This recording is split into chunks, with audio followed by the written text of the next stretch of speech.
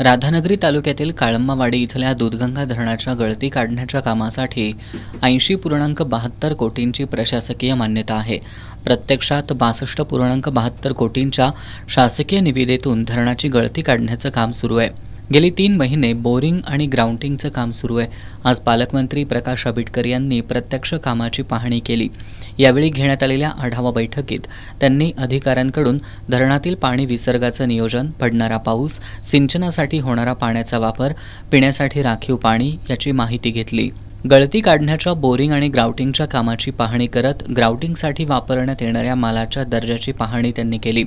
यावेळी सिंचन आणि पिण्याच्या पाण्याचं नियोजन करत दूधगंगा धरणाची गळती वेळेत पूर्ण करण्याच्या सूचना त्यांनी दिल्या आणि पुढील वर्षापर्यंत गळतीचे काम पूर्ण होईल असा विश्वास त्यांनी व्यक्त केला। धरणाच्या गळतीचा प्रश्न जो होता त्या प्रश्नासाठी शासनानं या सगळ्या कामाला मंजुरी दिली आणि प्रत्यक्ष काम सुरू झाले।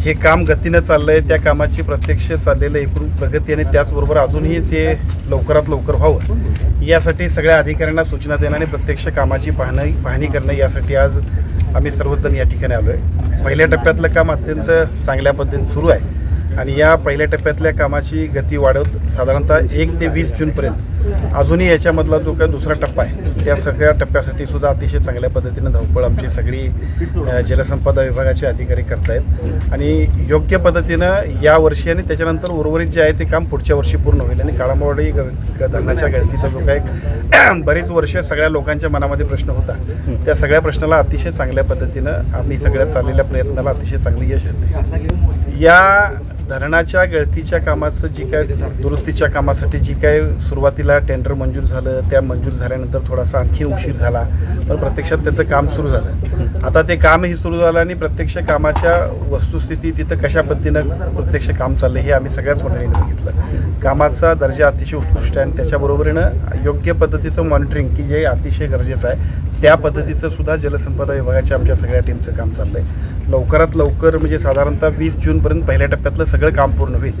आणि त्यासाठी अतिशय चांगल्या पद्धतीने आपली टीम काम करते। यावेळी संजय गांधी निराधार समितीचे अध्यक्ष अरुण जाधव, अधीक्षक अभियंता अभिजित मेहत्रे, कार्यकारी अभियंता अशोक पोवार, उपअभियंता विजयसिंह राठोड, प्रशांत कांबळे, सहाय्यक अभियंता शाखा अभियंता सूरज बरगाले, शाखा अभियंता प्राजक्ता कळमकर, दीपक शेट्टी, विलास डवर यांच्यासह दूधगंगा काठावरील नागरिक उपस्थित होते।